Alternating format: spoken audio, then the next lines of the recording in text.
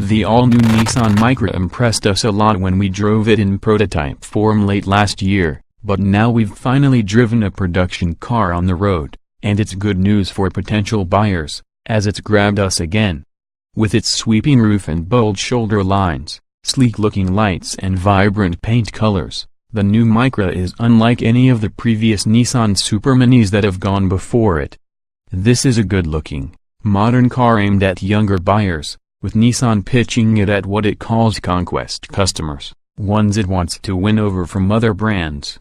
Rivals include the Ford Fiesta, Renault Clio and Volkswagen Polo, but instead of simply sitting in the same class like before, the Micra is now worth a long, hard look. The Micra can easily compete on looks, but it's inside that impresses most. Our Technotest car featured loads of soft-touch materials around the cabin, with the large section of dashboard and center console in a customizable color. There are some scratchy plastics lower down, but just like in the Polo, it's easy enough to ignore those while you're driving. The 7-inch touchscreen isn't the crispest display we've ever seen, but it doesn't look cheap and adds to the upmarket feel inside. The driving position is well thought out, with lots of adjustment, a comfortable seat and decent forward visibility. Yet while the back has enough space for kids, the low roofline means taller passengers won't be all that comfortable back there. The ride felt smooth, but this test was on unblemished tarmac in Croatia. In the UK we suspect the Micra won't feel quite so comfortable, as we discovered on our prototype test drive in 2016. We'll have to wait a little longer to discover how this production model fares on pitted British roads. The Micra does improve through corners though, as the stiffer suspension setup means it's actually pretty good to drive. While the steering is too vague, it is weighted nicely, being light enough to be easy to drive in town, but no so light as to be distracting on faster roads. It feels composed in tight bends, and grip is good as well. A system called Active Ride Control can govern engine torque and braking for you, which helps keep the car settled on the road. Active Trace Control can brake the wheels to tighten your cornering line when needed, too. Both are systems designed to be unnoticeable, and that's exactly what they are, as we didn't feel them interfering on our test route.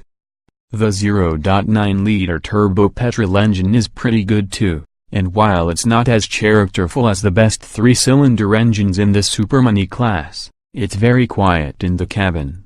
Vibrations are minimal and even at higher revs it's pretty hushed inside.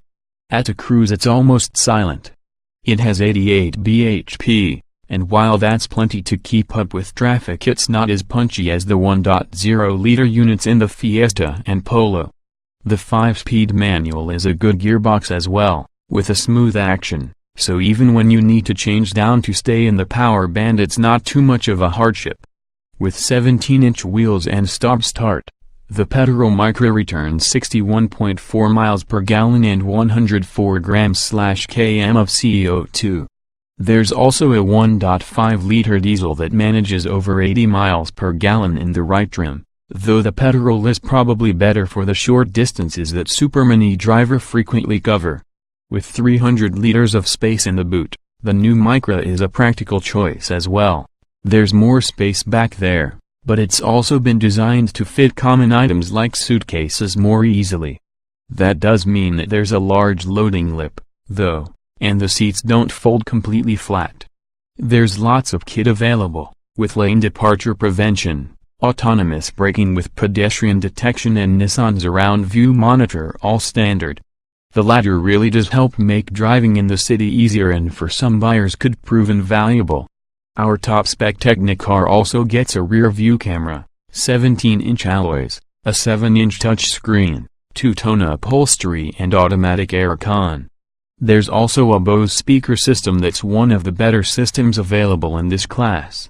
Nissan is also pushing personalization with the new Micra, and so in the tradition of the Mini and Fiat 500 there's also lots of color combinations, contrasting bumper inserts and stickers available both inside and out.